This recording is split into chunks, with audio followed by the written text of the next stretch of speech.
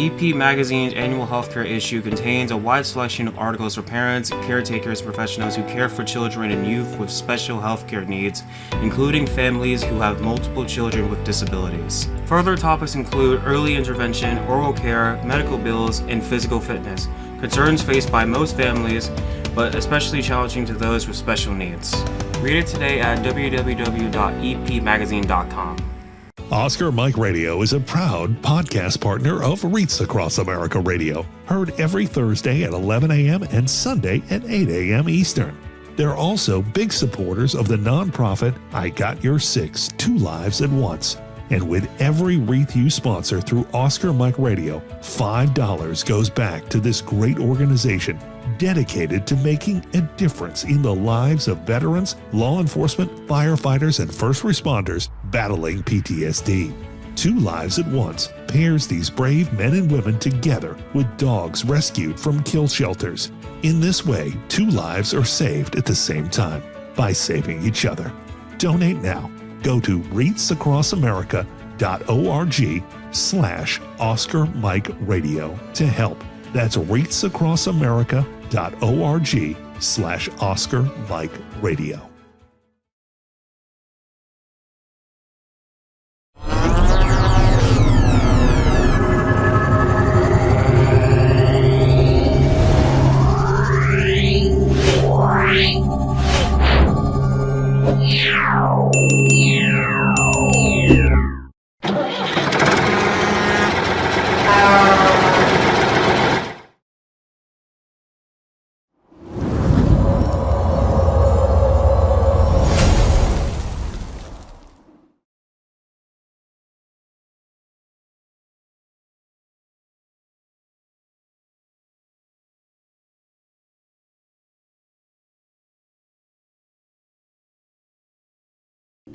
Suicide is preventable, and each of us has a role to play in suicide prevention.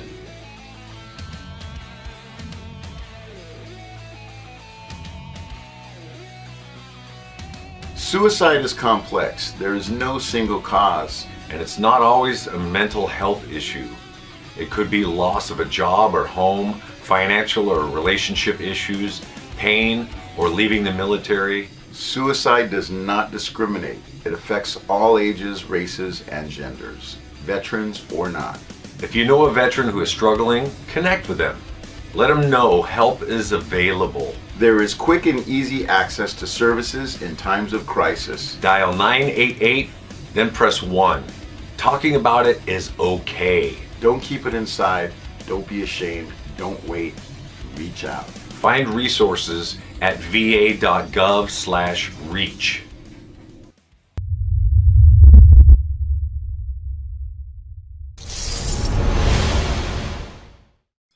Hello and welcome again to Oscar Mike Radio. My name is Travis. I am your host.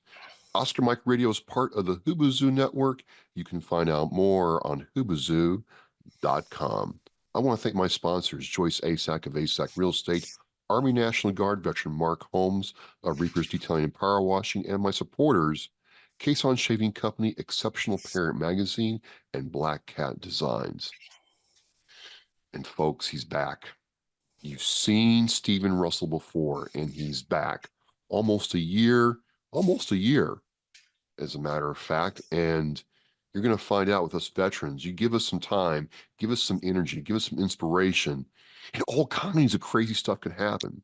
So, with no further delay, Stephen Russell of Tales of Nihilism, Global Comics, the whole 9 yards, man. Welcome back to Oscar Mike Radio. Hey, Travis, it's great to be back. Yeah, things have been popping off over the last year. I mean, it's crazy. We were just talking about this concept and idea and digital comics, and how was it going to be received well, so on and so forth. And then, man, I mean, you're all gas, no brakes. I mean, have you stopped at all, Stephen?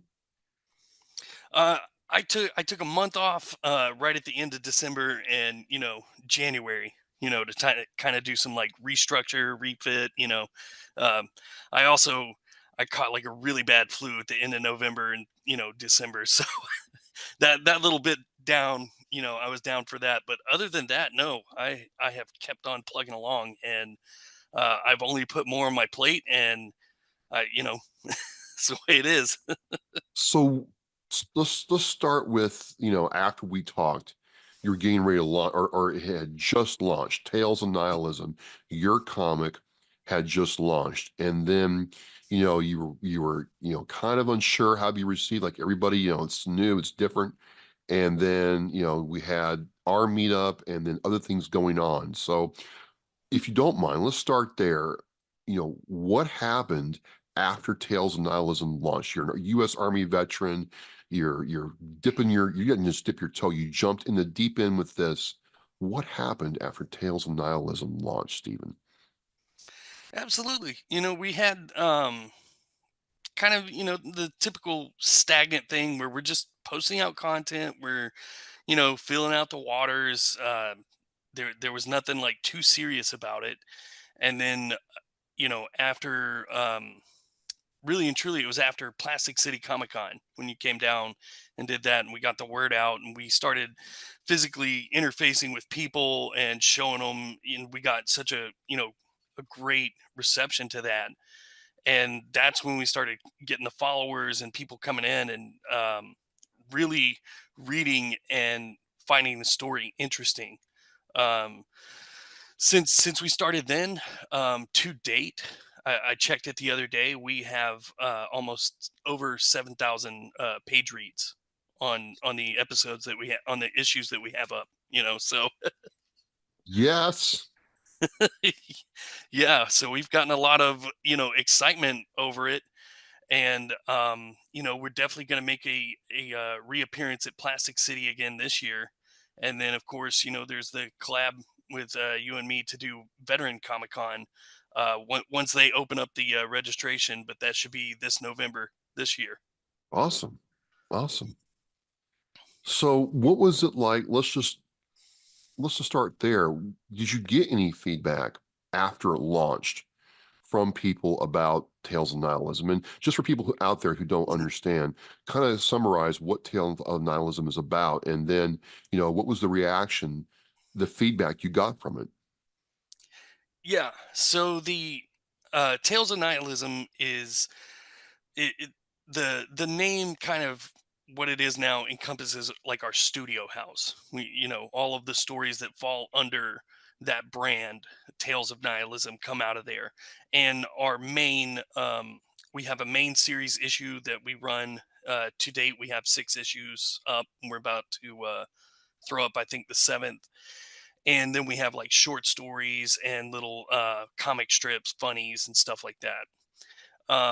The main story issue is the one that we've been promoting the most, and that that whole idea was to take a concept and do something that people weren't doing with comics. We didn't want to make just another superhero comic or a fantasy. We wanted to tell stories that reached out to people and people could connect with. And so that's what we did. We used the comic medium to tell this story about a regular guy who lives in a world full of superheroes, and just how much it would suck, and, and how like difficult it is. Like you watch The Boys on Amazon or others, the Marvel movies, or even, I'm a DC fan, and it's Mhm. always like, what's that poor guy supposed to do now that his house has been completely leveled by the good guys? What happens to him? Yeah. And you find out that, when he's not really happy, he got saved. Yeah. And like I grew up in the South, in Mississippi and Texas, and like hurricane season, that's a real thing for everybody. And it's like every summer you're gearing up. You got to put the masking tape over your windows, and then you're thinking about like, okay, can I make my insurance premiums if my car gets damaged, or if my house gets damaged? And then they're going to shut off your utilities, and since it's like an emergency, they're going to estimate your utility bill. You'll get these outrageous bills that you have to go back and do all the negotiation. Like your life's really upset by something that is naturally occurring and like is coming. So how awful would it be if you just walk out every day and your car's destroyed because the Hulk, smashed through your neighborhood, and now you got to pay that insurance premium like every other week to get your car repaired. Like, it's crazy. You put this out and people start cluing into what the story is and what the objective is. What was it like hearing their feedback? That was great. You Yeah. know, yeah. To date, I haven't heard anybody who's like, I just don't like this. This sucks.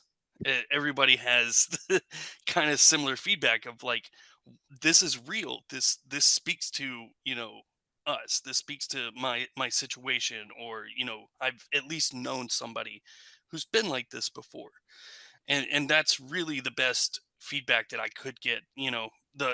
I work on the art, and Joe, he works on the writing and the script, and really and truly, I want the art to accentuate the story that we tell, and I want those stories to reach out and connect with people. So it's always good to hear that. What was Plastic City Comic Con like? Now, I had never heard of the Comic Con myself. I've lived in Massachusetts for quite some time. It's out in Leominster, which is, not in Boston, not in Worcester, not in Springfield, but kind of in between. And I had never gone before. What was that experience like, putting your story, your efforts in a different environment? That that's kind of where like reality set in, you know, because people talk about the business of things and like to work hard, and I've grown up like that too. Like, if you want to do something, just work hard and put everything you've got into it. But really and truly, that's where it opened me up to like, okay, comic books as a business, what is it? Because it's not just selling the story or the comic books. There's so much more involved in it. And then you had to figure out, okay, we're going to go to a convention. Well, that costs money. And are we going to, just save up some money and throw down in it and do that? And then we're going to have a product. So how do we do that? We got to go talk to a printer, and what are those fees? And, what's the cost of those books? And, by the end of it, I think my experiences, in my regular job and in the you know business management and things like that really came through, because I was talking to my writer and telling him, like, you can't see this as you know like a shop where you're trying to make money and get a profit. This is like basically a business networking event, and you're going here and you're trying to expand your fan base, you're trying to connect with people, and do that. And I was like, if we can just go there and get more followers, and we can talk to people and network, that's how you see this as a success. And when we finished up, yeah, we increased our followership. I think we were like 10 or 15, and we jumped up to 25. And then the page read started going up and all that, and I was like, that's that's the business of this, and we made it work, and it was an amazing experience. Well, it was just really cool, just from my perspective, just to walk in, and people would come by your booth, and there's a lot of exhibitors there, a lot of indie people. It was really cool to see. And people ask what it's about, and you show them what it's about, and they either nod their head like, that's a really like cool idea, or bonus, I'll buy your comic book, sure, absolutely. Yeah, And I think it was people nodding their heads like, yeah, yeah, you're actually writing about the other side of the superhero coin. I'm like, these guys are onto something. absolutely. Yeah, superhero fatigue is really helping us out. Oh, well, I mean, if Marvel and Disney didn't just try to make bad movie. I mean, DC, I don't know what's going on there, but Marvel is just working at it now. I mean, I'm more excited for the new Suicide Squad than anything Marvel's put out. I can tell Yeah, you, I go there and I'm checking it out, and you're like, "Hey, I got something for you," and you hand me, the comic book with the Oscar Mike radio and the Mike's After Action report in it, and I'm like, man, that just blew me away, dude. I mean, seeing like the OMR and the mics, in your page in physical print, I'm like, everybody who's bought one is going to see the OMR stuff there. that was cool, man. I really appreciate the nod, and it really meant a lot to me. I just wanted to thank you on here that that meant something to me. Thank you. Hey, no problem. Yeah, you got to give back as much as you receive, and that's really the business of how we make these things work. And I was like, you've been supporting me since we got together, and I was like, hey, I've got to throw in this for Travis, man. It was really cool. It was really cool. I mean, it's something to see. So we go through Plastic City Comic Con. You guys come out to Mass, and you go back, and then what happened? Because it seemed after Comic Con in Leominster, Massachusetts, the throttle got opened up, and you guys were like, "Trav, we're just busy." I saw you on everybody's podcast. People were having you on shows. It had to be crazy. Yeah.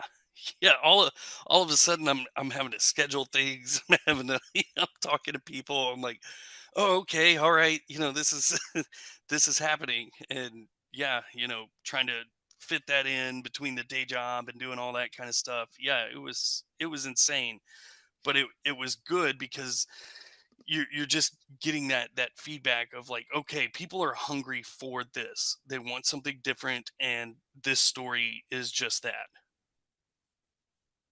So it's about the Ballad of Philip Kirshner and his kind of like fallen down slash I'm tired of superheroes thing.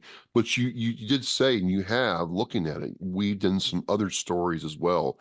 Where did those stories come from? Is it just ideas that you bring into life now that you have, you're more established, or is it something that you're trying to build entirely new?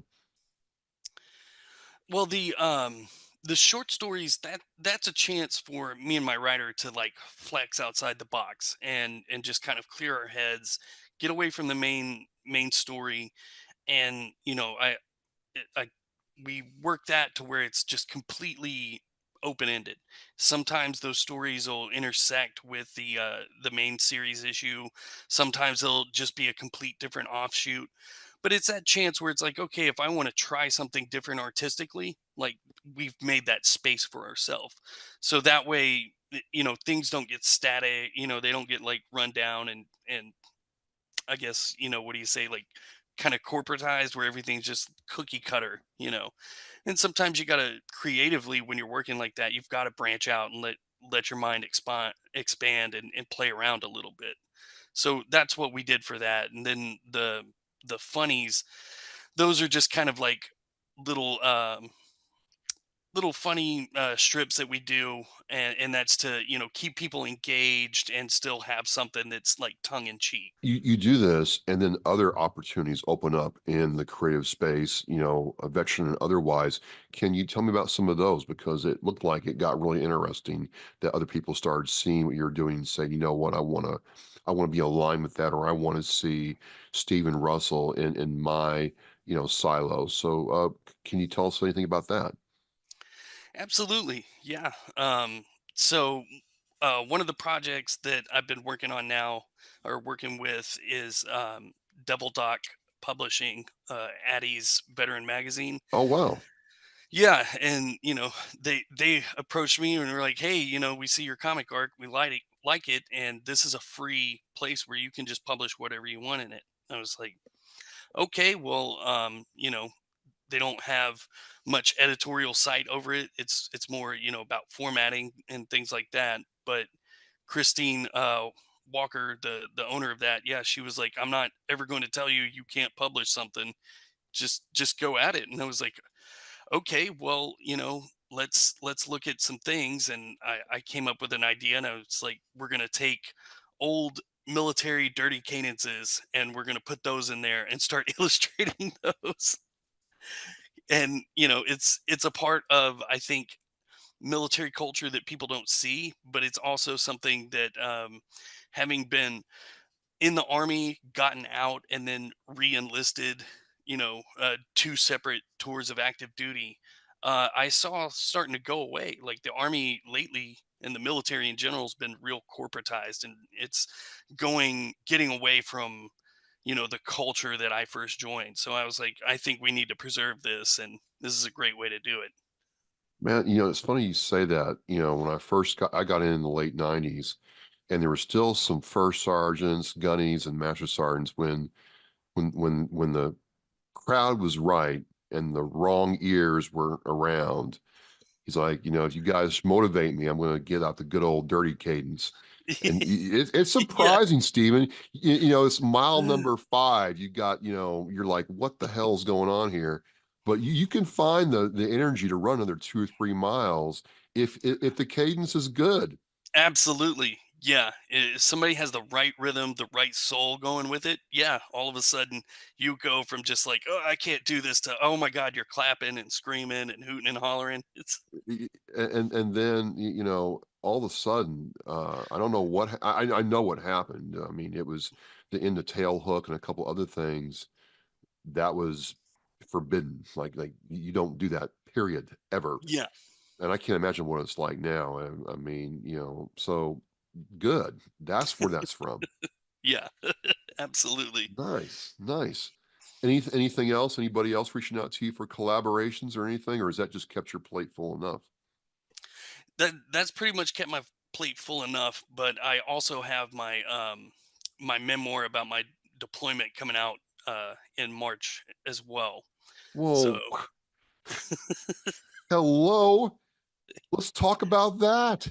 yeah, and that's another one where, my my publisher, Blue Ear Books, after he saw what I did at Plastic City Comic Con as well, he called me up and he's just like, "You're writing this memoir. You're an artist. Why are we not including your art and doing cover art for your book? Like, why is that not a thing? Why is it something we haven't discussed?"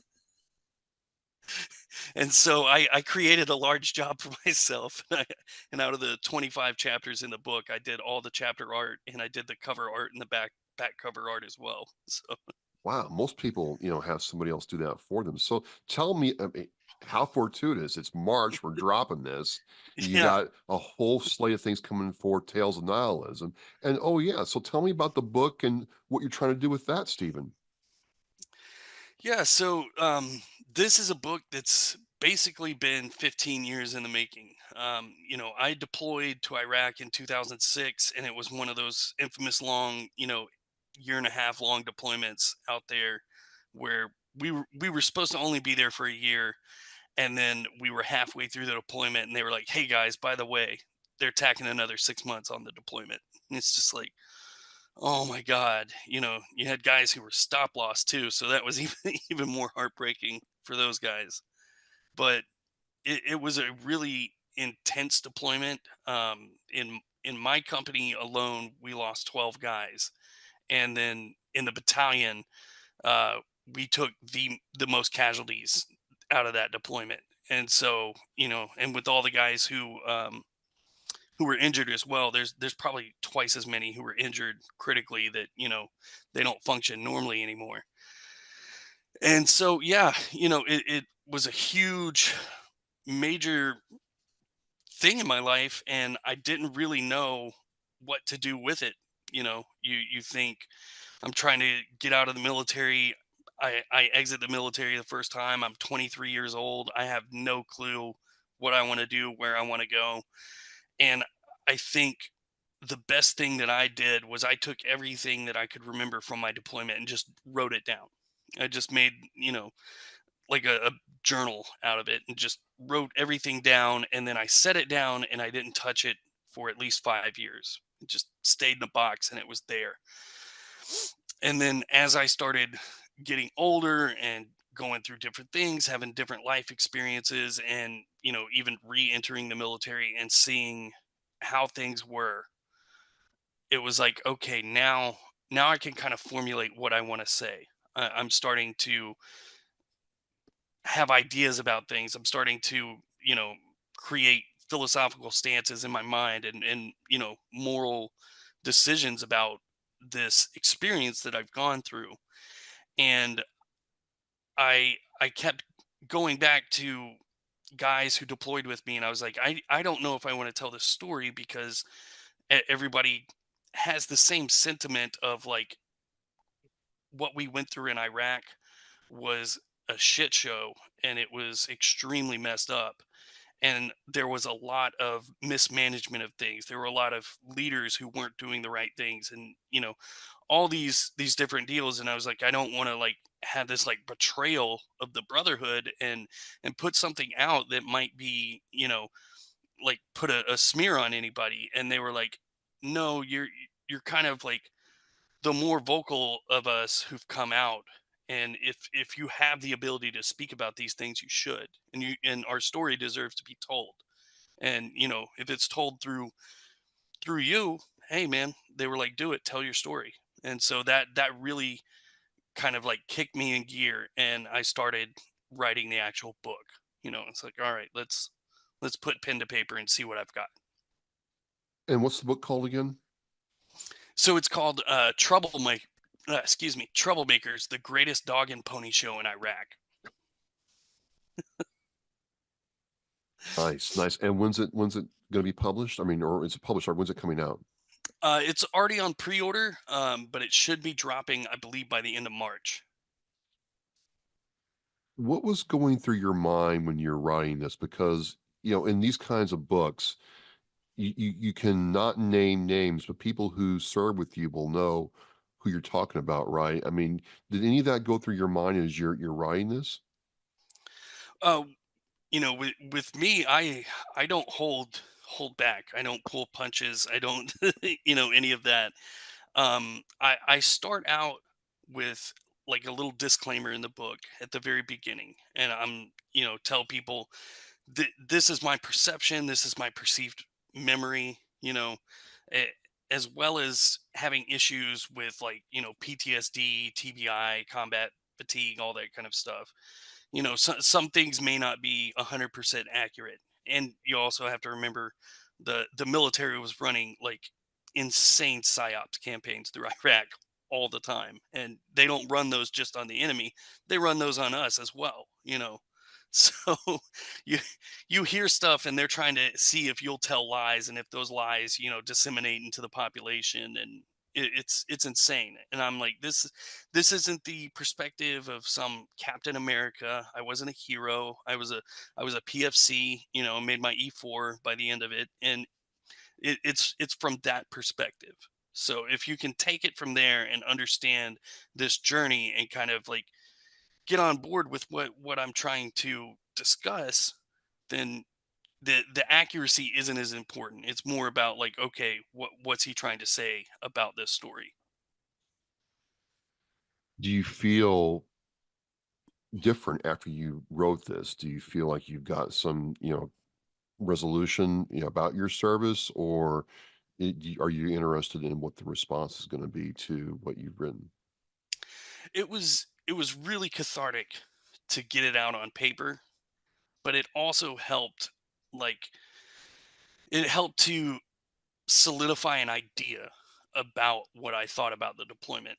Because most of the time, you're sitting around with your war buddies and stuff, and you'll tell stories. You can remember them from different angles. Everybody has a different take on things, but nobody really had a discussion about the the Iraq war, as a whole. And at the most, if anybody had anything to say, it was like, yeah, that shit was fucked up, something like that. And you're just like, yeah, okay, it was messed up, but why? What happened? What was the reasoning? And why are there's still this like kind of this hole left in American culture from what we did and what happened. And it's kind of this area that I don't think a lot of people in American society have gone back and taken an honest reflection to, and kind of paired it today with things that are going on today. And it, things that are happening today, it's like for the guys that served, you can look back and say, hey, those are the exact same mistakes we were making back then, you know and right now we're not paying attention to those things. And so this book really helped me solidify and say, like, the idea is that our culture, we needed Iraq to happen after 9/11. We had to have a response, and we were really angry. We were really, we were out for blood. And we sent all of us over there to go do that, and we did that to the best of our ability. We sent the people over there, including myself, to get that vengeance for America. But no one ever thought of the consequences of that. No one ever thought of like what's going to happen, you know 10 years down the road, 20 years down the road. My thought is, listening to you, is you hear stories from the officer, the field grade officer level a lot of times, or from the special forces perspective a lot of times. You don't really hear a whole lot from that PFC, that specialist, that sergeant a lot of times. Hmm. My point is, I haven't read the book yet. I'm going to put it on pre-order, but knowing how you write, I'm like, this is going to be a different viewpoint than the rah rah, USA, USA. I mean, you're still USA, USA, but this is Hmm. not going to be that. So, what are you looking for the reader to get out of your book when they go through it? um, yeah, there's the idea of it's not like a patriotic ode to America. It's more of a realistic look at what we did and why we did it. And I have a lot of personal um, you know acceptance of things as well, where I'm like, I did these things, and I take responsibility from where I'm at. I don't try to like push anything off and say, well, I was an 18, 19-year-old kid, or 21-year-old kid, and this was somebody else's decision, and things like that. But I do make the case, it was like, this was this cultural wave that we were all caught up in, and we were all on board. We just wanted to go over there and get vengeance. And when you leave those things unchecked, and then of course you don't have a plan, you don't have people in charge who are supposed to be setting these things up and say, all right, here is the vision, here's the structure, here's what we're going to do. I mean, things just get chaotic, and that's what happened over there in Iraq. Is just everything got chaotic. A lot of people don't even know. During the surge, Iraq had a civil war. It was just, the whole country went up in flames, and we saw so many wild things, and we're involved in so many things, and it's this whole part of American culture where it's like, oh, yeah, yeah, we went to war in Iraq, and you're like, you've got to understand, what does that mean? And now you have to understand too. Once you see these actions, and you read my book, and you see things that happened over there, well, that the rest of the world's very, like, they watched all this, and they're very aware of this thing. So while Americans are running around, going around the world as business people or on vacation and stuff, they understand that our country did that, and they look at you with that knowledge. And I don't think we walk around with that knowledge. Well, for me, the whole thing changed when you realized, hey, there aren't any WMDs over there. Yeah. When that egg was on General Powell's face, and he never recovered from that, and even though it wasn't his fault, it was kind of like, what are we doing over there in the first place then? I mean, if there's no WMDs there, why are we there? Why are we staying there? And Hmm. that's where I think some people didn't care. To your point, it was, you know what, we're taking out a bad guy who's done bad things. But to your also point, no one thought of what was going to happen after that. No one Yeah. thought about the surge of refugees from the Middle East, flooding Europe and other places. No one thought about the stabilization of the whole region. Hmm. And then to your point, it just seemed like, and I definitely understood this from other people, is it got really chaotic because Yeah. there was no more. We're not finding WMDs anymore, so I guess it's just open season on whatever we want to do. Not to mention the trillions of dollars we spent that seem to just have evaporated. There's no, Absolutely. Yes. and the complete, mismanagement of resources. And I talk about, the different companies that came in and were just, fleecing the government, and just, milking that war. And yeah, you're just watching all this and seeing this chaos, and you're like, no, okay, there are no more adults in the room, no one's in charge. What's going on, you know and so, it's one of those books where it's like, all right, I'm just going to give you the most real, visceral version that I can remember about this deployment. And you take this, and when things start happening in our culture and society, at least you have that reference point to say, oh, okay, they're trying to do this again, or maybe we should think twice before we do something. Well, because we don't learn from history. It doesn't seem Yeah, like we learn from history. We yeah, didn't learn much from Vietnam. no, no. And I understand, the military industrial complex was a huge thing, in Vietnam, but I think Iraq really like ramped it up, and they really figured out how to get it right, you know.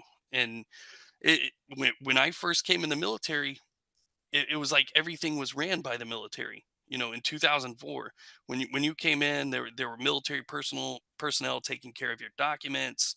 There were military people running the chow hall. There were military people running the ammo stations. Everywhere you went, there was someone in uniform doing a job.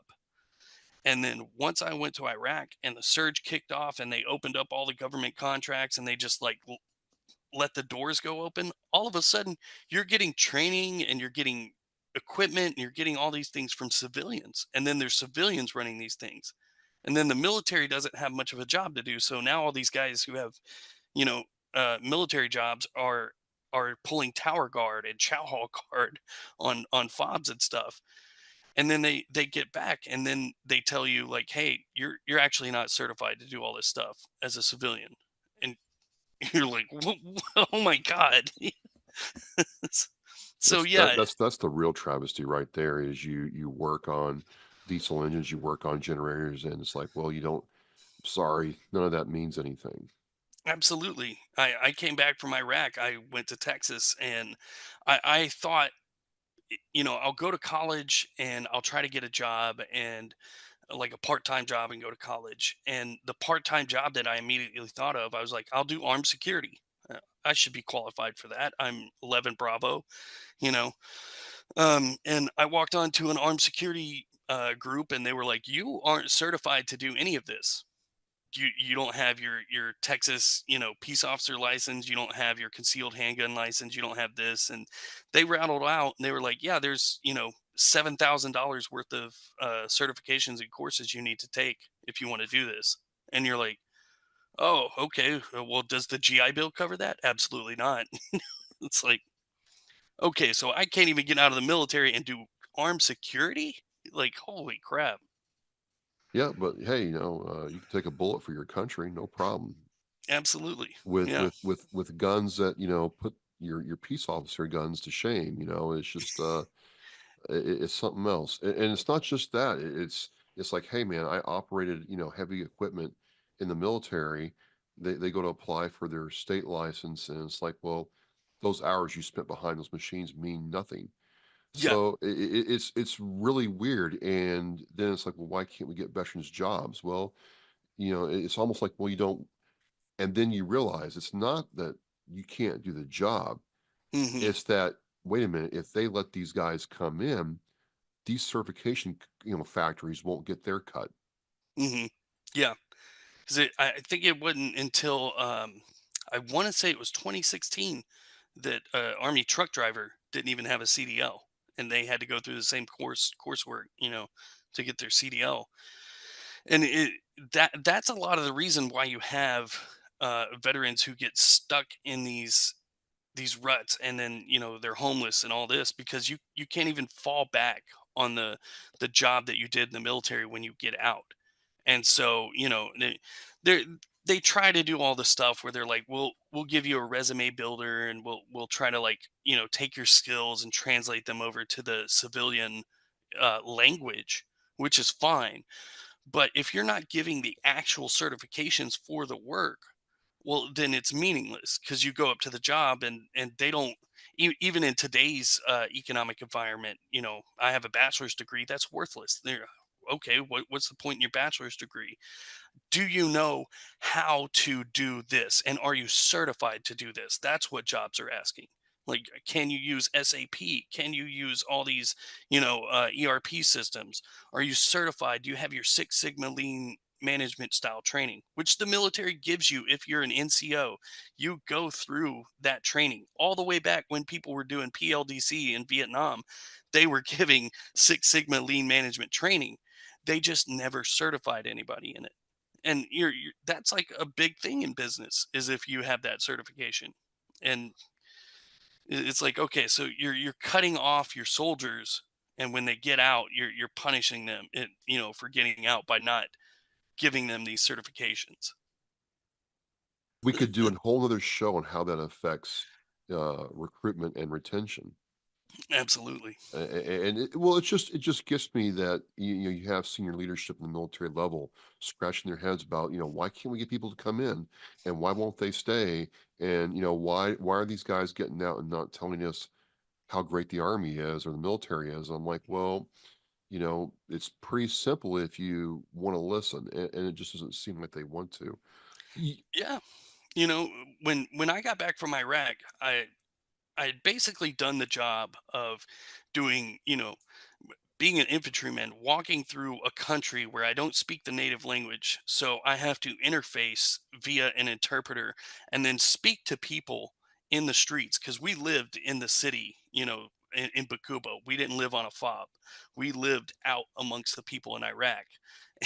And you're talking about having to bridge cultural gaps. You're talking about how to interface with people who absolutely hate each other. You had the whole Sunni and Shia split and divide. There'd be people on each side of the street that have different faiths, and they don't want to talk to you, or they want to try to accuse the person across the street of being a terrorist so they can get rid of them, and all kinds of stuff like that you're doing at 19, 20, 21 years old. And then you come back and they're like, yeah, you just have a high school education. Well, I mean, when I hear this and see this, it's like, okay, we're talking the talk of supporting veterans. At least it's not as bad as Vietnam, but this is why I remind people that, we can't let off. We have to keep things like your story going to give people that perspective that, it's not all like the movies where the special operator gets out and goes right to a civilian, desk job and everything's Yeah, great. It's that's not the reality. It's not the reality. And absolutely. is that what you're ultimately trying to get people to see? Is that, it's not all sunshine That and rainbows? Yeah, that's definitely a part of it. Is like, okay, you've gone through this story with me. You've seen all the insane things that we had to do on our deployment, and then at the end, I make sure to put that story in there of my first job interview when I got out of the military, and that I those words that I say are the quotes from my manager, where I tell him, I did a year and a half in Iraq, 4 years honorable service in the military. I have a Purple Heart, all this kind of stuff. And he said, "Oh, okay, so you're telling me all you have is a high school education?" That's all.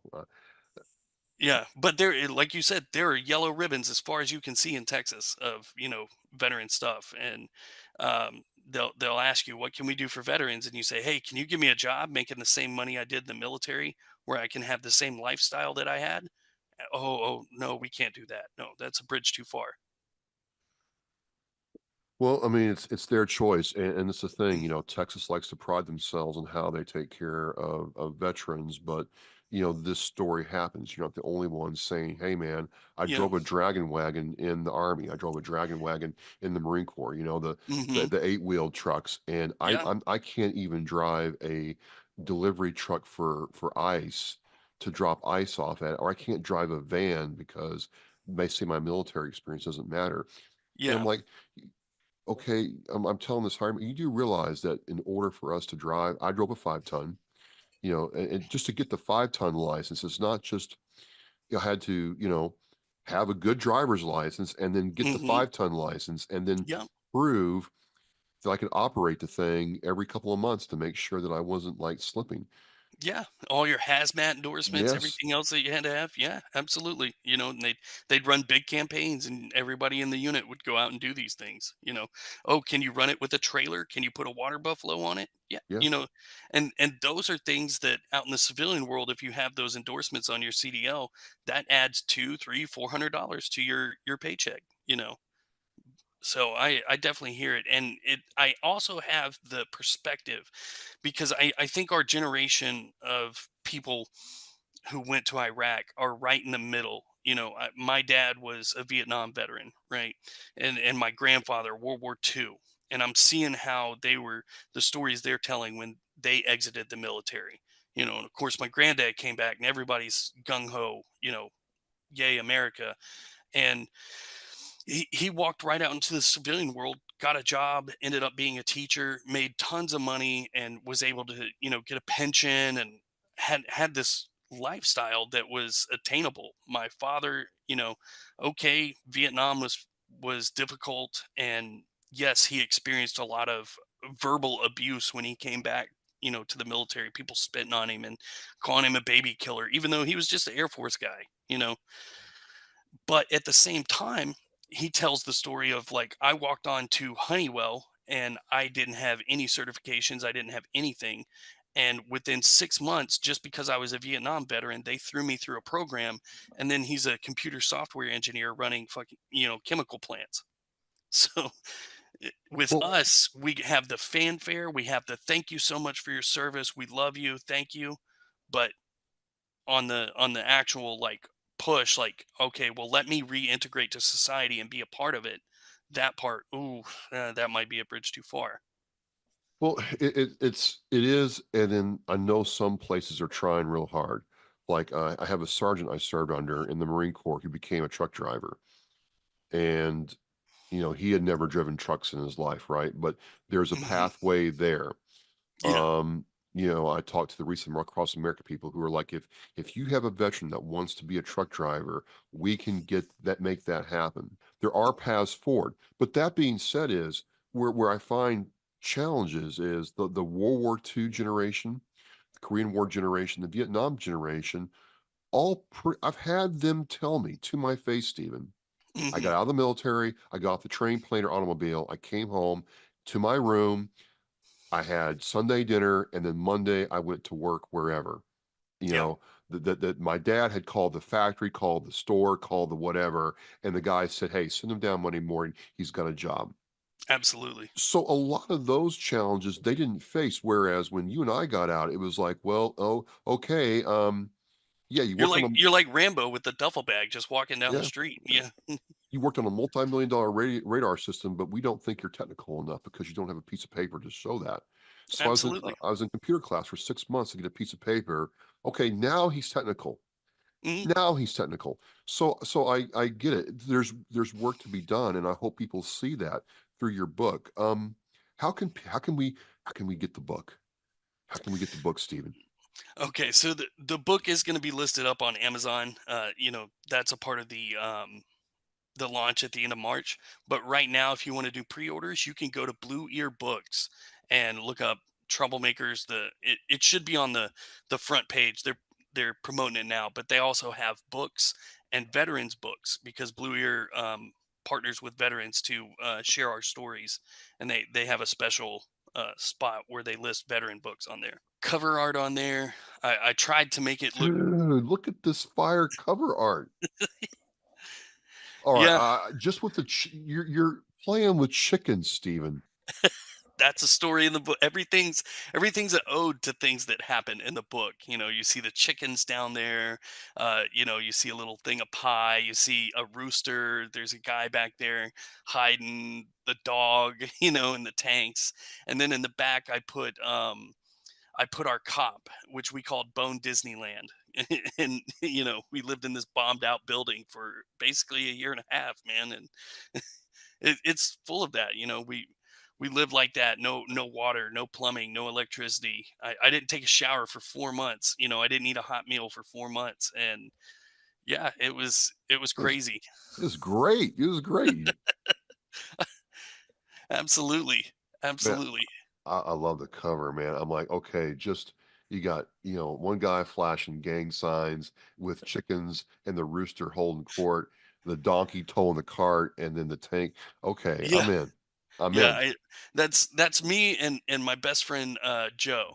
I drew us on the front there, and it's like I wanted to give that feeling like you're walking down the main street to Disneyland and there's just all this like fanfare and crazy stuff going on the side. And it's one of those things as well, our deployment started off, it was so crazy. We're calling our cop Bone Disneyland, and everybody has this idea of like just the hypocrisy and craziness of the situation we're in. And so we started to mock and make fun of things. All of our routes were, you know, route war pig and all this other kind of cool stuff. And by the end of the deployment, all of a sudden the Army came in and saw what we were doing, and they're like, thank you for doing a good job, but now we need to corporatize this. You can't be calling these things this kind of stuff. It's route red, blue, and white now. It's this. And Unbelievable. yeah. I think Patton would be rolling over in his grave, honestly, but that's just my 2 cents. So look, Oh, yeah. folks, Stephen Russell, did comic books, last year. We saw that. Now he's going to be a fully, full like author and artist, which the cover is fire, Stephen. I'll have the links to all this in the Oscar Mike Radio show post. I can't wait to see what you do next, Stephen. I mean, what's going to happen in year 4 or 5, man? You could be like, going to film. Oh man, that would be amazing. That would be absolutely amazing. And if there are any film buffs out there, and especially with Tales of Nihilism, that would be a great show to put up. For sure, for sure. Well, Stephen, man, I mean, it's just good times are here. You worked your tail off to get to this level. I can't wait to read your book, and it's been great talking with you. And you're coming back to Plastic City Comic-Con? Absolutely, All Plastic right. City Comic Con, and hopefully we're going to be out there at Veteran Comic Con in November. All right, my man. All right. Well, folks, you've heard it here on Oscar Mike Radio. A lot's happened in a year. He is truly Oscar the Charlie Mike. That means he's on the move to continue the mission. Stephen, thank you so much for your time, brother. Thank you so much, Travis. All right. Well, hey, this is Travis Partington and Stephen Russell. We're on Oscar Mike Radio. Thank you so much for watching us. Tune in next time. And as we always say, we're mission in flight. Remember on it teaches our mission. We care about it and we do it every day. But I think there are things that just hit you and give you a reason to go on. The theme for our 2024 from Reach Across America is Live with Purpose. It just seemed to fit in with the vows of the REAP, the 10 attributes that we feel represent our United States military. I thought, what a great opportunity to put those two things together and show our kids through how we act some of the things that can make their lives better, their communities better, and by doing that, the country better.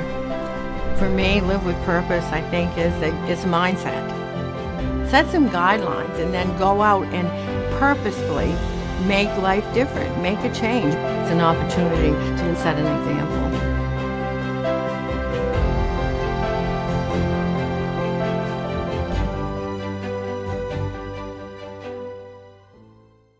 Thank you for listening and watching Oscar Mike Radio, where our active duty service members and veterans are in action and the mission is in flight. Oscar Mike Radio is an oversized load co-Sinister One production. If you are a veteran or know a veteran who needs help, please dial 988 and press 1 for the Veterans Crisis Line.